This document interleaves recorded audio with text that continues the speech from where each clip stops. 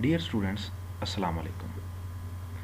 حضرت محمد مصطفیٰ صلی اللہ علیہ وآلہ وسلم سے ایک صحابی نے استفسار کیا کہ اے پیغمبر اسلام، علم کی تعریف کیا ہے؟ اب سوال پوچھنے والا ایک صحابی تھا، ایک بدو تھا جو علم کے حوالے سے کچھ نہیں جانتا تھا، اور جواب دینے والی وہ ذات تھی جسے خداوند قدوس نے اول الخالقین کہا، یعنی تمام کائنات میں جتنی بھی مخلوقات ہیں اس میں سب سے پہلے اللہ تعالیٰ نے رسول اکرم صلی اللہ علیہ وآلہ وسلم کو خلق فرمایا۔ اب وہ ذات علم کی یہ تعریف کر رہی ہے کہ اللہ تعالیٰ نے علم کو 2 حصوں میں تقسیم کیا۔ علم کا پہلا حصہ علم وراثت میں پوشیدہ ہے۔ علم وراثت یعنی the knowledge of inheritance which is widely regarded as one of the complex knowledge that has ever existed۔ اور علم کا دوسرا حصہ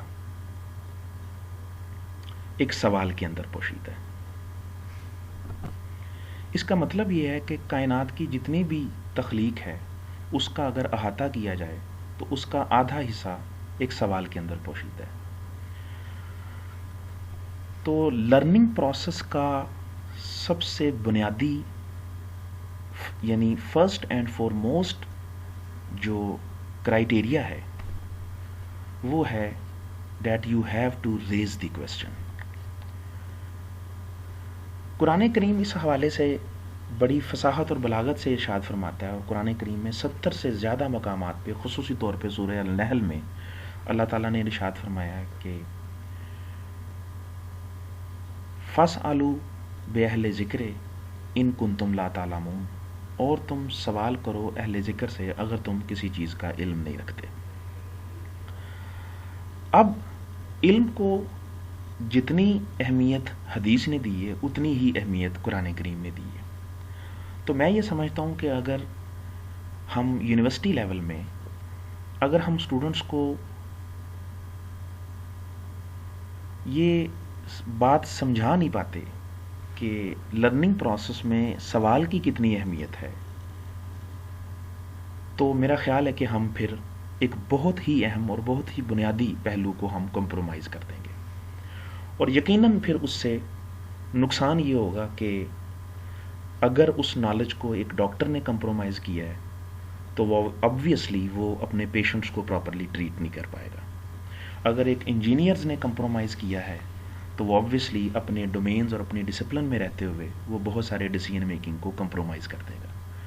اور اگر یہی کمپرومائز ایک انسٹرکٹر نے، ایک فیکلٹی ممبر نے، ایک ٹیچر نے کیا ہے تو وہ یقیناً اپنے جنریشن کو وہ بات نہیں سکھا پائے گا جو ان کے لیے فیوچر میں فائدہ مند ہو سکتی ہے۔ فلاسفرز اس حوالے سے انسانی شخصیت کو 3 حصوں میں تقسیم کرتے ہیں۔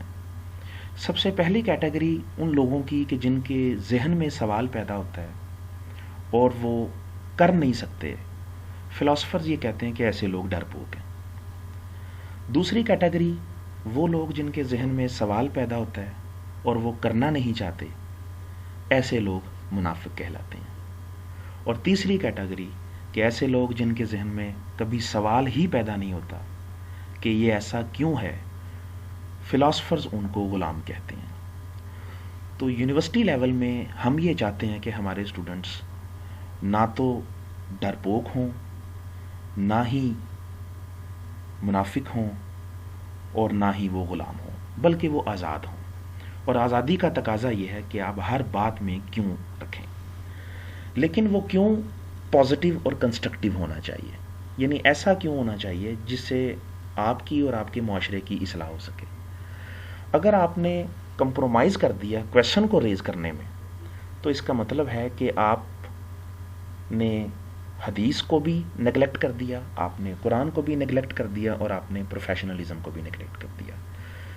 تو ان ساری باتوں سے ایک بات بڑی کلیئر ہو جاتی ہے کہ سوال ریز کرنا یہ آپ کی نہ صرف پروفیشنل رائٹ اینڈ رسپانسبلٹی ہے، نہ صرف آپ کی مورل رائٹ اینڈ رسپانسبلٹی ہے، بلکہ یہ آپ کی ریلیجیس رائٹ اینڈ رسپانسبلٹی بھی ہے۔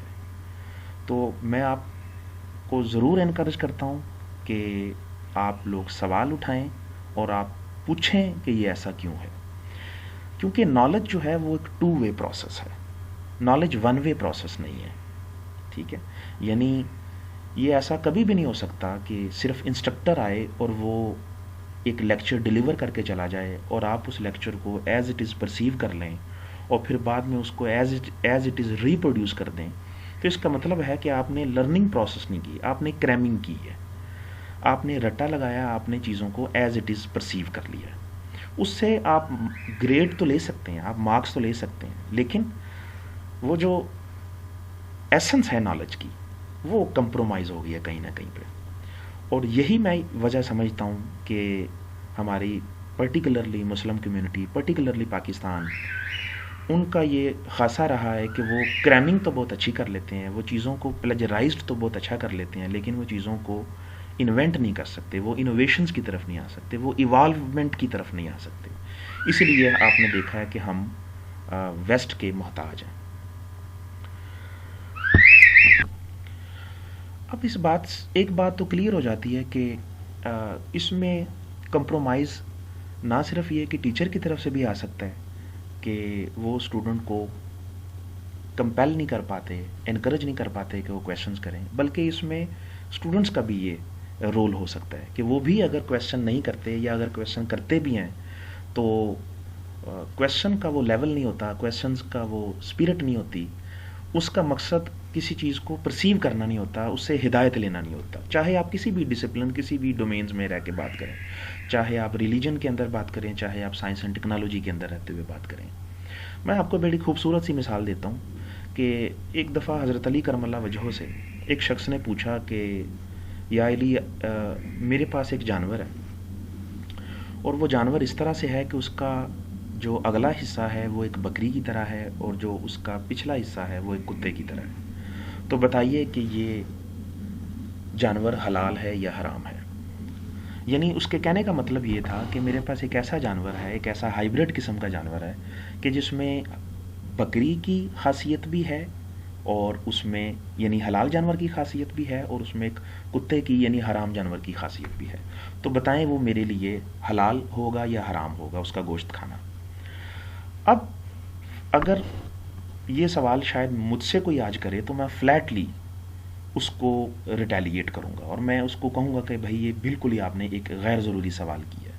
لیکن خیر جواب دینے والے حضرت علی تھے, ایک بڑے اچھے اور بڑے جلیل القدر صحابی تھے. تو آپ نے یہ کہا کہ مجھے یہ بتاؤ کہ وہ جانور جو تم نے بتایا ہے وہ بکری کی طرح بولتا ہے یا کتے کی طرح بولتا ہے. تو آگے سے اس نے جواب دیا کہ وہ کبھی بکری کی طرح بولتا ہے, وہ کبھی وہ کتے کی طرح بولتا ہے.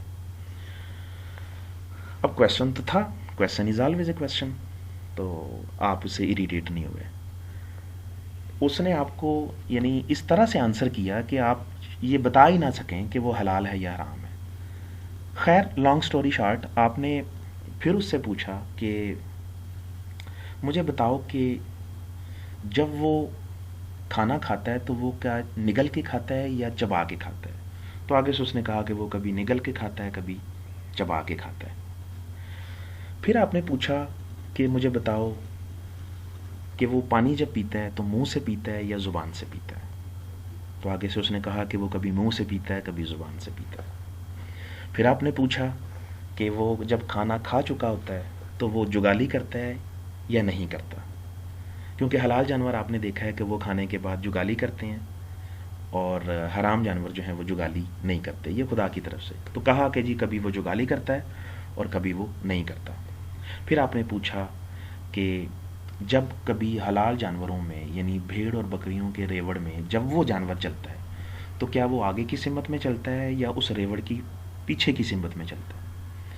اور آپ نے دیکھا ہوگا کہ جو حلال جانور ہوتے ہیں وہ آگے کی سمت میں ہوتے ہیں اور جو حرام جانور ہوتے ہیں جس طرح سے کتا ہے وہ آپ نے اکثر دیکھا ہوگا کہ وہ اس ریوڑ کی پیچھے والی سمت میں ہوتا ہے, یعنی پروٹیکشن کے طور پہ چل رہا ہوتا ہے. تو اس نے کہا کہ کبھی وہ آگے چلتا ہے اور کبھی وہ پیچھے چلتا ہے. پھر آپ نے اس سے استفسار کیا کہ اس کا پسینہ اس کی زبان پہ آتا ہے یا اس کے جسم پہ آتا ہے.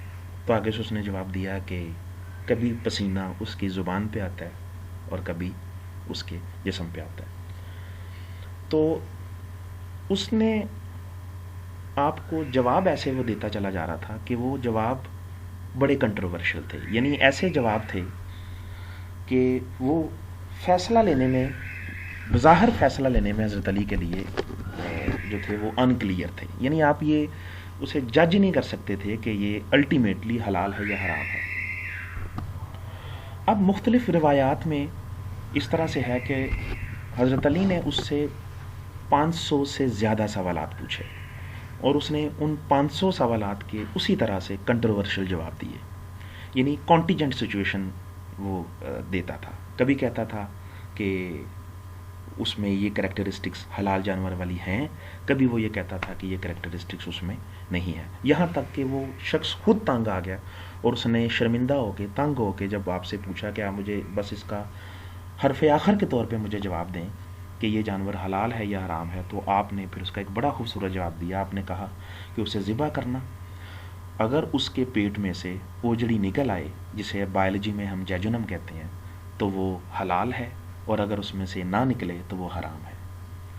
تو یعنی سوالات جو تھے وہ بڑے ارریلیونٹ تھے، لیکن اس ارریلیونٹ کویسچنز میں بھی آپ نے اسے اس ایسنس کے ساتھ، اس اسپرٹ کے ساتھ آپ نے اس کو جواب دیے۔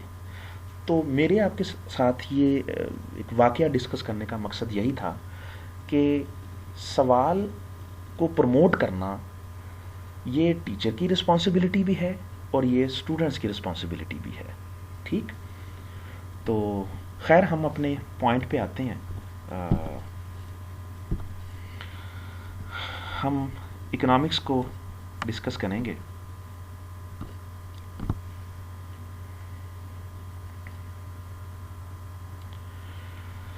اکنامکس سوشل سائنسز کی ایک برانچ ہے، اور سوشل سائنسز کی برانچ کے حوالے سے آپ جانتے ہیں کہ جتنے بھی سوشل سائنٹسٹ ہیں وہ مختلف ڈسپلنز کو، چاہے وہ اکنامکس ہے، اسٹیٹسٹکس ہے، اینتھروپالوجی ہے، سوشیالوجی ہے، فلاسفی ہے، اس کو وہ کبھی بھی پراپرلی ڈیفائن نہیں کر پائے، کیونکہ سوشل سائنسز کی کریکٹرسٹکس یہ ہے کہ اس میں کانٹیجنٹ سچویشن ہوتی ہے، یعنی مے اور مے ناٹ کی سچویشن ہوتی ہے۔ اس میں ہیومن بیہیویئرز کو ڈسکس کیا جاتا ہے، اور ہیومن بیہیویئرز آپ جانتے ہیں کہ یہ ٹوٹلی انپریڈکٹیبل ہوتے ہیں، انسرٹن ہوتے ہیں، تو کسی سچویشن میں یہ ہولڈ کرتے ہیں، کسی سچویشن میں یہ ہولڈ نہیں کرتے۔ جبکہ نیچرل سائنسز میں آپ لوگوں نے یہ دیکھا ہوگا کہ نیچرل سائنسز کے جو فنکشنز ہیں، نیچرل سائنسز کے جو ماڈلز ہیں، وہ بڑے لیجیٹیمیٹ ہوتے ہیں، وہ بڑے پاورفل ہوتے ہیں، اس میں مے اور مے ناٹ والی گنجائش نہیں ہوتی، وہ 100% ویل ڈیفائنڈ ہوتے ہیں۔ تو اس لیے ان کی تو پراپر ڈیفینیشنز ہمیں مل جاتی ہیں، سوشل سائنسز میں تقریباً سب ڈسپلنز کی پراپر ڈیفینیشنز نہیں ہیں، سیریز آف ڈیفینیشنز آتی ہیں۔ تو اس میں سب سے پہلی ڈیفینیشن ایڈم اسمتھ کی ہے۔ Adam Smith is regarded as the father of economics, one of the most distinguished economist in 1776. تو ایڈم اسمتھ ڈیفائن کرتے ہیں اکنامکس کو that an inquiry into the nature and causes of the wealth of nations. Adam Smith کے مطابق economics میں ہم wealth کو discuss کرتے ہیں۔ اب ایڈم اسمتھ ایک لمحے کے لیے آپ یہ امیجن کریں کہ اگر ایڈم اسمتھ خود آج آ جائیں تو کیا وہ اپنی اس پرانی ڈیفینیشنز کو اکنالج کریں گے؟ نہیں۔ اس کی ریزن یہ ہے کہ اب بہت ساری سائنسز، بہت سارے ڈسپلنز، بہت ساری ڈومینز آ گئی ہیں، اور ان میں ہم موسٹلی ہم ویلتھ آف نیشنز کو ڈسکس کرتے ہیں۔ آپ مجھے بتائیں کیا مارکیٹنگ میں ہم ویلتھ آف نیشنز کو ڈسکس نہیں کرتے؟ ہم اکاؤنٹنگ میں ویلتھ آف نیشنز کو ڈسکس نہیں کرتے؟ ہم فائنانس میں ویلتھ آف نیشنز کو ڈسکس نہیں کرتے؟ ہم اینتھروپالوجی میں ویلتھ آف نیشنز کو ڈسکس نہیں کرتے؟ تو ویلتھ آف نیشنز تو آج ہر جگہ پہ ہے۔ تو پھر اس کا مطلب یہ ہے کہ یہ ڈیفینیشن فلیٹلی ہم یہ نہیں کہہ رہے کہ یہ ڈیفینیشن غلط ہے، لیکن اس ٹائم پیریڈ میں یہ ڈیفینیشن ہائیلی ریکگنائزیبل تھی۔ تو نیکسٹ ہم موو کرتے ہیں الفرڈ مارشل کی ڈیفینیشن۔ یہ second father of economics consider کیے جاتے ہیں، اور یہ ڈیفینیشن 1890 کی ہے، جو کہ مچ مور ماڈرن ہے ایز کمپیئر ٹو 1776۔ ڈیفینیشن یہ کہتی ہے کہ economics is the study of man's action in the ordinary business life, یعنی ہیومن بیہیویئر کو اگر آپ بزنس پرسپیکٹیو میں اگر ڈسکس کریں تو یہ اکنامکس ہے۔ اب یہ ڈیفینیشن بھی 2 پوائنٹ سے آج کے دور میں لاجیکل کنونسنگ نہیں ہے۔ نمبر 1، مارشل نے یہ کہا کہ بزنس لائف میں ہم جب ہیومن بیہیویئر کو ڈسکس کرتے ہیں تو یہ اکنامکس کہلاتی ہے، جبکہ ماڈرن ٹائم پیریڈ میں ہم اکانومی کو، ہم معیشت کو 4 کیٹیگریز میں ڈیوائڈ کرتے ہیں، یعنی مینس، پیپلز یا ہیومنس کو ہم کہتے ہیں کہ وہ کنزیومر بھی ہیں، which is the largest part of the economy because everyone is the consumer. دوسرے نمبر پہ پروڈیوسرز بھی ہیں جسے بزنس مین بھی کہتے ہیں۔ تیسرے نمبر پہ موسٹ امپورٹنٹ گورنمنٹ، جس کا مقصد مانیٹری فسکل پالیسیز کو کیری آن کرنا ہے۔ اور چوتھے نمبر پہ ٹریڈرز۔ تو اکنامکس کا کنسرن ماڈرن ٹائم پیریڈ میں خالی بزنسز کے ساتھ نہیں ہے، تو اس لیے یہ ڈیفینیشن جو ہے یہ آج کے ٹائم پیریڈ میں لاجیکل کنونسنگ نہیں ہے۔ دوسرے نمبر پہ ہم ہیومن بیہیویئر کو صرف اکنامکس میں ڈسکس نہیں کرتے، ہم سوشیالوجی اور اینتھروپالوجی میں بھی ڈسکس کرتے ہیں، تو اس لیے یہ ڈیفینیشن ہم ضرور ڈسکس کرتے ہیں، ہم اسے پروپوگیٹ بھی کرتے ہیں، ہم اسے نوٹ ڈاؤن بھی کرتے ہیں، لیکن ہم تھوڑا سا موو کرتے ہیں ماڈرن ڈیفینیشن کی طرف۔ اور ماڈرن ڈیفینیشن میں ہمارے پاس پروفیسر لیونیل رابنس کی ڈیفینیشن ہے 1932، جو 20th سینچری کی ڈیفینیشن ہے، اور یہ ڈیفینیشن یہ کہتی ہے کہ economics is the science which studies human behaviours as a nexus between multiple ends and اسکیئرس resources and which have alternative uses. Adam Smith کی اس ڈیفینیشن کے 2 کی پوائنٹ ہیں۔ The one is scarce or limited resources and the second one is multiple or unlimited wants. یہ one of the conventional definition ہے جو ہر level کے اوپر propagate کی جاتی ہے۔ اب ہم اس ڈیفینیشن کو آج کی کلاس میں تھوڑا سا ایکسپلور کرتے ہیں۔ ایکسپلور اس سینس میں کہ کیا ہم دیکھتے ہیں کہ واقعی ریسورسز لمیٹڈ ہیں، کیا واقعی وانٹس انلمیٹڈ ہیں، کیا یہ ڈیفینیشن آج کے ٹائم پیریڈ میں ہولڈ کرتی ہے، یعنی کیا ڈیولپمنٹ کی جو ہرڈل ہے کیا وہ لمیٹڈ ریسورسز ہیں۔ اس کے لیے ہم سب سے پہلے یہ ڈسکس کرتے ہیں کہ ریسورسز ہیں کیا، تاکہ ہم پھر اسکیئرس ریسورسز کو انالائز کر سکیں۔ تو ریسورسز جسے آپ ان پٹس بھی کہتے ہیں، اس کی ڈیفینیشن یہ ہے: دی ان پٹس اور the things that exist in the environment like in the air, on the surface of the earth, below the crust of the earth, in the rivers and oceans are known as resources. یعنی یہ بڑی general لیکن بڑی comprehensive definition ہے کہ environment میں جو کچھ موجود ہے، مثلا ہوا میں جو چیزیں موجود ہیں، جو زمین کی سطح پہ چیزیں موجود ہیں، جو زمین سے نیچے چیزیں موجود ہیں، جو ریورز اینڈ اوشنز کے اندر موجود ہیں، وہ سارے ریسورسز ہیں۔ اب ان دی ایئر ریسورسز کیا ہیں؟ Climate, seasons. اگر میں آپ سے پوچھوں کہ why Brazil is the finest exporter of coffee and why the economy of Bangladesh is based on agriculture production, specifically the production of rice, the production of cotton, اور پھر میں آپ سے پوچھوں کہ why the Pakistan's economy is based on the agriculture sector, the cash crops, for example cotton, rice, wheat, sugar can,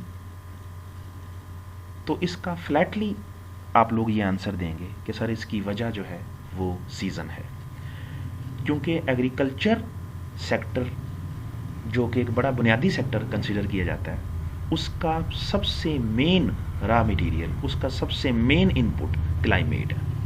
یعنی ایک specific climate کے اندر رہتے ہوئے بہت سارے کنٹریز جو ہیں وہ ڈفرینٹ چیزیں پروڈیوس کرتے ہیں، وہ اپنی لوکل ریکوائرمنٹ بھی اس سے پوری کرتے ہیں، اور اسے وہ کیش کراپس کے طور پہ بھی، یعنی وہ اسے پروڈیوس کر کے ایکسپورٹ کر کے فارن ریزروز بھی ارن کرتے ہیں۔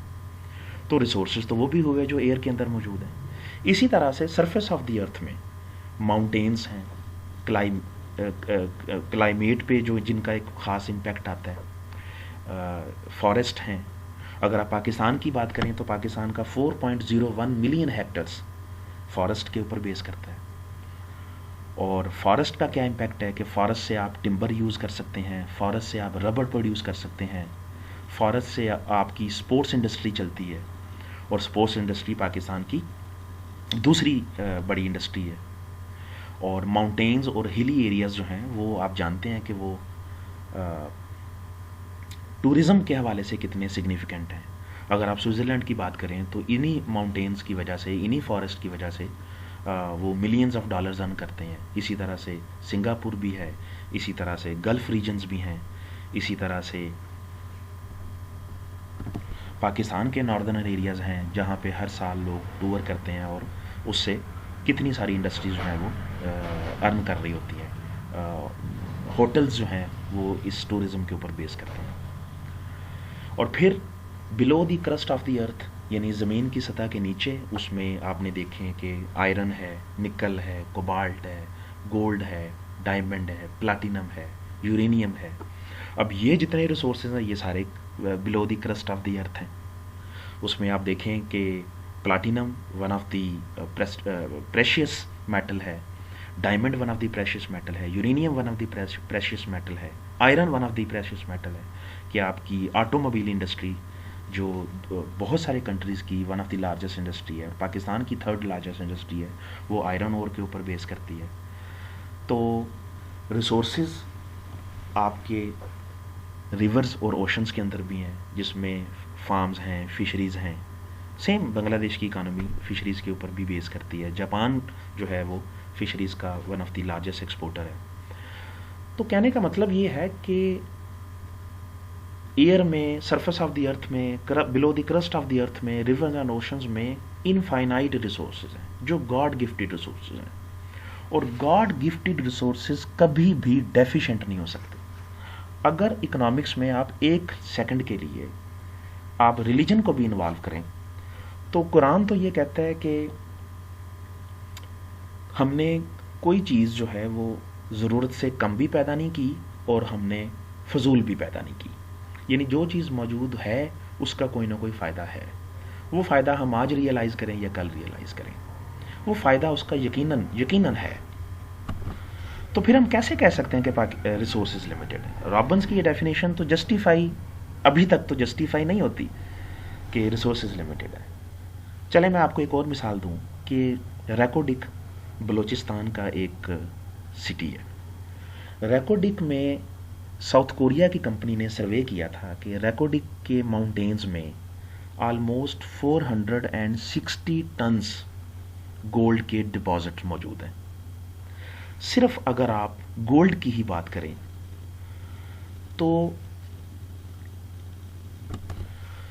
गोल्ड के डिपॉजिट्स दुनिया में सबसे ज़्यादा पाकिस्तान में मौजूद हैं। और एक और मिसाल है कि सैंडिक, ये भी एक बलूचिस्तान का सिटी है। सैंडिक में 110 टन्स ऑफ गोल्ड के डिपॉजिट मौजूद हैं। तो कलेक्टिवली अगर आप देखें तो 570 टन्स ऑफ गोल्ड के डिपॉजिट सिर्फ इन दो लोकेशंस के अंदर मौजूद हैं। और अगर आप ये चाहें कि ये गोल्ड की वैल्यू क्या है तो इसके लिए आप सिंपली क्या करें कि इन 570 टन्स ऑफ गोल्ड को अगर आप मल्टीप्लाई करें 27.5 के साथ, तो ये गोल्ड की जो वैल्यू है ये टन से मन के अंदर कन्वर्ट हो जाएगी, क्योंकि एक टन में 27.5 मन होते हैं अप्रॉक्सीमेटली। इस मन को आप अगर 40 से मल्टीप्लाई करें तो ये गोल्ड केजी में कन्वर्ट हो जाएगा। इसको 33 से मल्टीप्लाई करें तो ये गोल्ड आउंसेस में यानी तोले में कन्वर्ट हो जाएगा।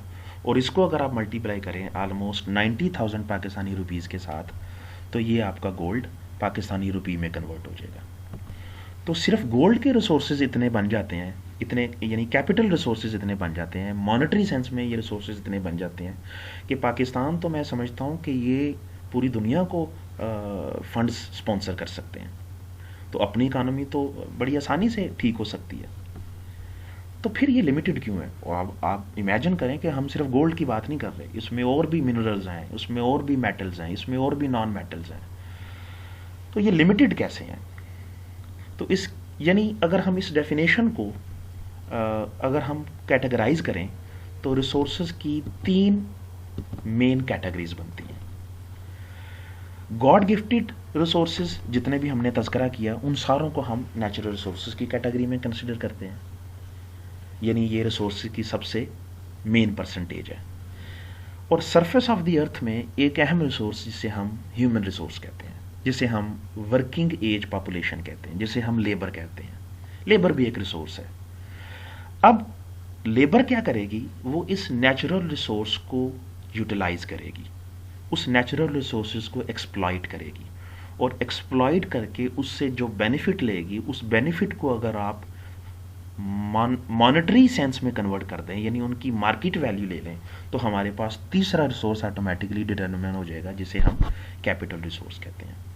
तो नेचुरल रिसोर्स अनलिमिटेड हैं at present, human resource unlimited हैं एट प्रेजेंट, जिसमें आपने देखा होगा कि चाइना के पास दुनिया के सबसे ज़्यादा ह्यूमन रिसोर्स है, और देखें कि उन्होंने डेवलपमेंट को किस तरह से अचीव किया हुआ है। तो ह्यूमन रिसोर्स प्रॉब्लमेटिक नहीं है, पॉपुलेशन प्रॉब्लमेटिक नहीं है, अनलेस अनटिल कि आप उसको एजुकेट करके आप उसे वर्किंग एज पॉपुलेशन में ले आएँ। और इसी तरह से कैपिटल रिसोर्स। तो फिर ये रिसोर्सेज किस तरह से लिमिटेड है? डियर स्टूडेंट्स, इन रिसोर्सेज के लिमिटेड होने की सिर्फ एक ही रीज़न है, और वो है अनलिमिटेड वांट्स। यानी अनलिमिटेड वांट्स की वजह से रिसोर्सेज लिमिटेड हो जाते हैं।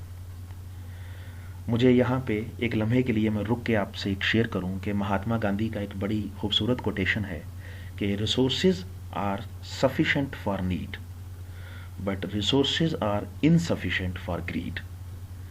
यानी ज़रूरत के लिए रिसोर्सेज काफ़ी रहते हैं, लेकिन लालच के लिए रिसोर्सेज अनलिमिटेड हैं।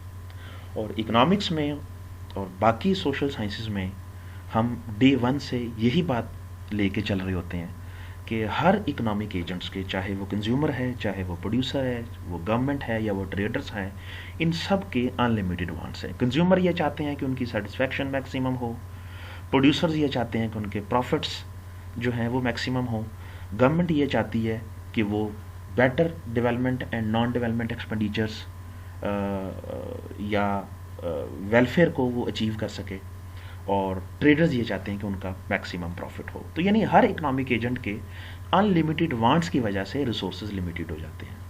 लेकिन इसका ये कतई मतलब नहीं है कि लिमिटेड रिसोर्सेज जो हैं उसके स्केर्स होने की वजह से हम डेवलपमेंट को अचीव नहीं कर सकते। ये इसका कतई मतलब नहीं है, क्योंकि अगर लिमिटेड रिसोर्सेज के साथ डेवलपमेंट अचीव नहीं की जा सकती होती तो मुझे बताएं 1949 के बाद जब चाइना आज़ाद हुआ और फिर चाइना ने एक मैसिव डेवलपमेंट को अचीव किया, वो कैसे कर लिया? साउथ कोरिया ने डेवलपमेंट को कैसे अचीव किया? उनके पास तो लिमिटेड रिसोर्सेज थे। हाँ, हम ये तो कह सकते हैं कि यूरोपियन इकानमीज़ के पास, अमेरिकन इकानमीज़ के पास, लैटिन अमेरिका के पास, साउथ अमेरिका के पास तो रिसोर्सेज थे, उन्होंने तो डेवलपमेंट को अचीव कर लिया। साउथ एशियन इकानमीज़ ने कैसे अचीव किया? बांग्लादेश ने कैसे अचीव की डेवलपमेंट को? चाइना ने कैसे डेवलपमेंट को अचीव किया? मलेशिया ने डेवलपमेंट को कैसे अचीव किया? नॉर्थ कोरिया ने डेवलपमेंट को कैसे अचीव किया? सिंगापुर, जिसके पास सिर्फ और सिर्फ सर्विसेज सेक्टर है, उनके पास ना एग्रीकल्चर है ना इंडस्ट्री है, मेजर उनका सर्विसेज सेक्टर है, उन्होंने डेवलपमेंट को कैसे अचीव किया? तो उसका सिर्फ एक ही जवाब है जो मॉडर्न इकोनॉमिक्स की डेफिनेशन कहती है कि economics is the study of optimal और rational allocation of resources by maximising economic benefits with efficient cost. इसका मतलब ये है कि रिसोर्सेज लिमिटेड नहीं है, रिसोर्स की प्रॉपर और रैशनल एलोकेशन ये मैटर करती है। अगर आपने रिसोर्सेज को प्रॉपरली एलोकेट नहीं किया, इसका मतलब ये है कि अगर आपने रिसोर्सेज को अनप्रोडक्टिव और अननेसेसरी एलोकेट कर दिया, यानी मिसाल के तौर पे अगर आपने रोड के ऊपर, अगर आपने डैम्स के ऊपर, अगर आपने इंफ्रास्ट्रक्चर के ऊपर अननेसेसरी और अनप्रोडक्टिव एक्सपेंडिचर कर दिए, हालांकि आपको एजुकेशन और हेल्थ पे करने चाहिए, तो इसका मतलब ये है कि आपने मिस एलोकेशन ऑफ रिसोर्सेज की है। और मिस एलोकेशन के लिए जितने मर्जी रिसोर्सेज हों वो कभी भी आपको डिज़ायरेबल रिजल्ट्स नहीं देते।